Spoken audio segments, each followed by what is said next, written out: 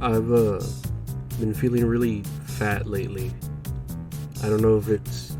I mean, of course, I want to blame my medication for feeling so fat, but I don't know. I've been eating a lot of bullshit. I ate, like today, breakfast tacos like always, and then a bunch of bacon jalapeno poppers, and those shits are just fucking good. God, they were so fucking good.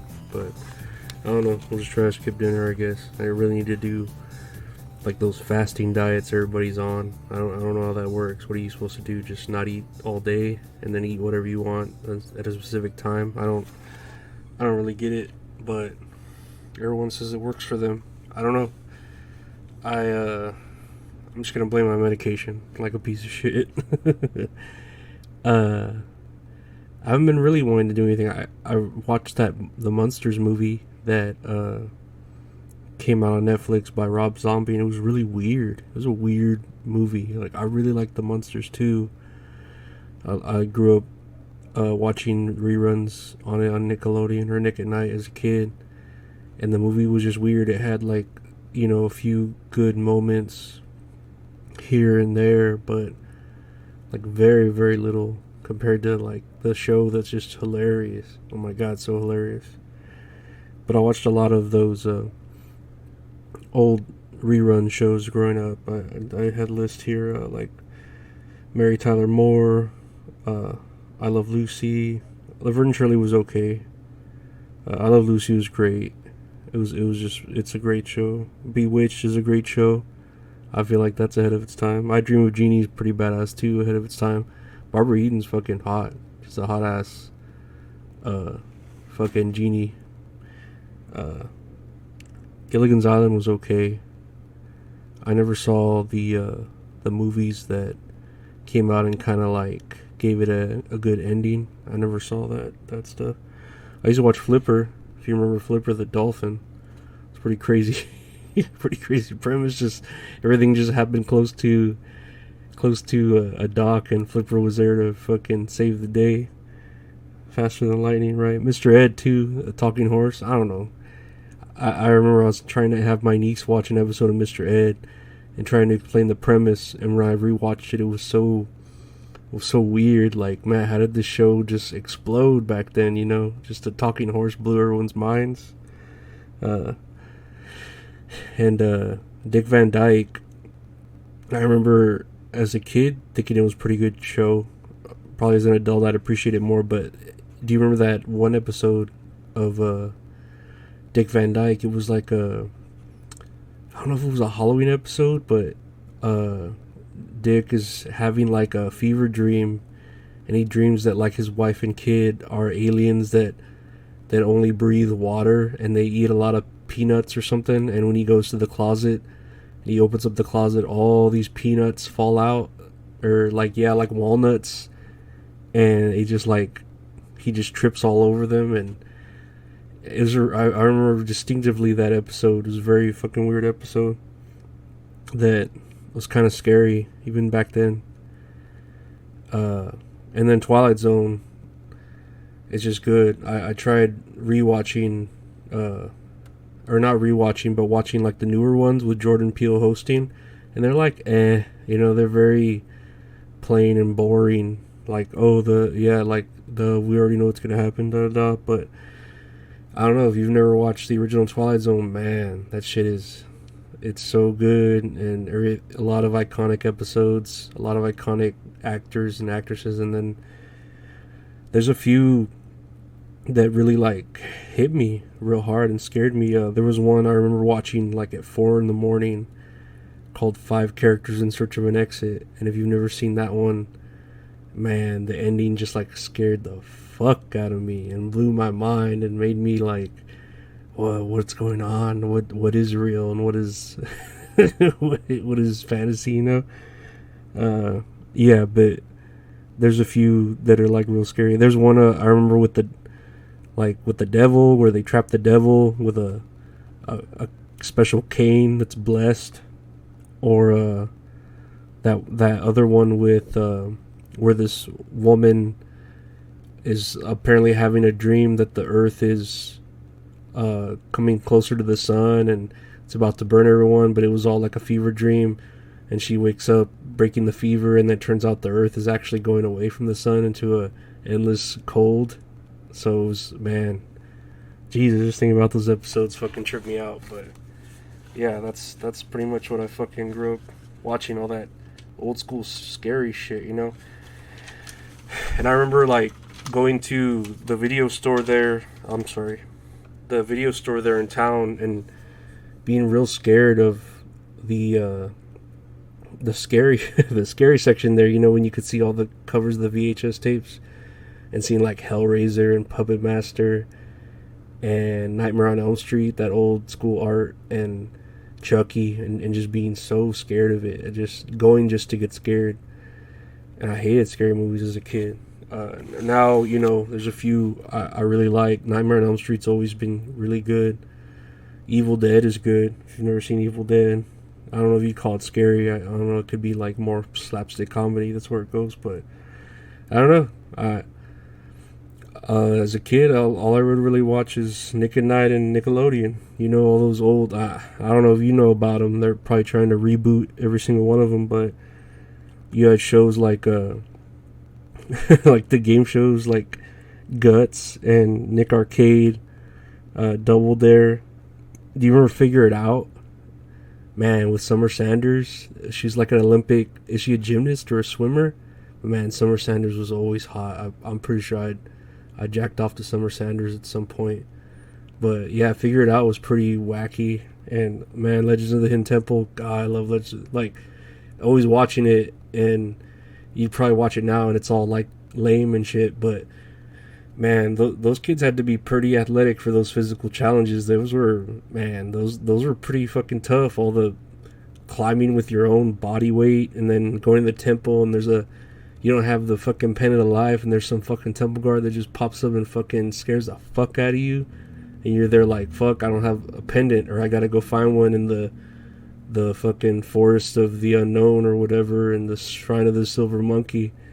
And yeah, it's tough. No, it always looked tough, and I remember always dreaming of being on there, but even as a kid I knew I couldn't because I was very overweight. But then also Nick Arcade wanted to be on there in those little VR type challenges that you're like, come on, it's easy, come on, you're yelling at the screen, you know. But I'm sure it was pretty fucking hard to actually do it, especially with the audience going down, you know. But yeah, I was a 90s kid. All those old Nickelodeon shows. You had like, and I have some here, All That, Kablam. Kablam's pretty tight. Hey Dude, Salute Your Shorts. I don't remember any plot to Hey Dude or Salute Your Shorts. I just remember watching them and liking them. I take it back. I remember Salute Your Shorts where Sponge and Donkey Lips were trying to make like the wrestling team, but Donkey Lips, I'm pretty sure that's his name. Donkey Lips was too heavy and Sponge was too skinny, so they were training together, and one was trying to lose weight and the other one was trying to gain weight. And yeah, I just remember like Donkey Lips being all like, because he's wanting to eat all of Sponge's food, and here's Sponge trying to overeat to gain weight, and he's like, this is too much food, I want to give my food to Donkey Lips. But yeah, those are Avril Monsters was good. What was the currency in there? I think the currency were toenails. As an adult, I understand that more now. I wouldn't mind taking a female's toenails as currency, or her hair. If she had really nice hair, I would accept that as a form of payment. And fingernails and toenails, and not blood. I wouldn't take blood, but hair and nails, I think I would, because it would never like go bad. It would always stay that way. Every now and then I would watch Goosebumps, but I was afraid of it. I hated scary shit as a kid. Like The Mask was pretty scary when it came out, on the episode of the Goosebumps. If you remember The Mask, it's a pretty scary episode. The one I did like was the Cuckoo Clock of Doom, and that one I always liked it because the main character actually kind of got away with things, even though it was pretty like like a, quote unquote bad ending. But yeah, that was the Cuckoo Clock of Doom is a good episode. And you even look back at Are You Afraid of the Dark? Man, Are You Afraid of the Dark had some. I used to watch the shit out of that. It had some really iconic episodes with the Zebo the Clown, or the Ghastly Grinner, or that one with that like little midget who was a virus, Cyrus the Virus. Man, God, dude. Or that one with that chick who was a mute and she was trapped in the mirror universe. Or the dolls, and they're becoming dolls in the dollhouse. I don't know. There's so many good episodes. And you could even like rewatch Are You Afraid of the Dark? I think it's on Paramount Plus. The older episodes. Like, you could rewatch them and they're still fucking good. And I don't know, maybe that's just me with nostalgic eyes looking back at it, but man, Are You Afraid of the Dark was fucking good. And then they're trying to like redo it, and it's not good, because people aren't.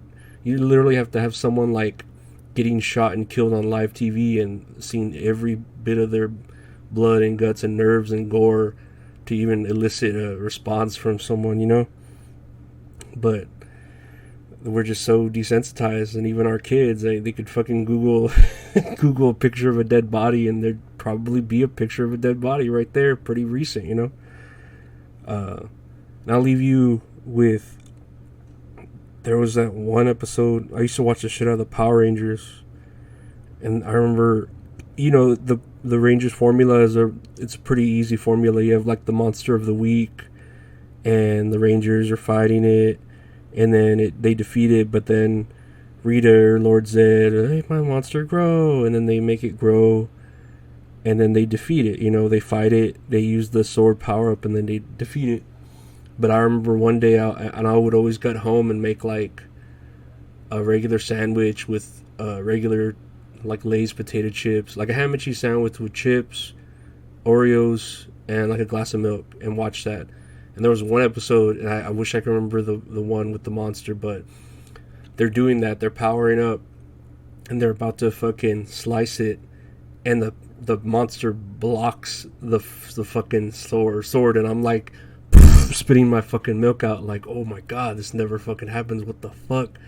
But then they just like do another move and then defeat it, But it was like a big change up to what I'm used to, like, what the fuck, like, this never happens, And yeah, it was pretty epic as a kid seeing that. And I always wanted the Green Ranger dagger flute as a kid.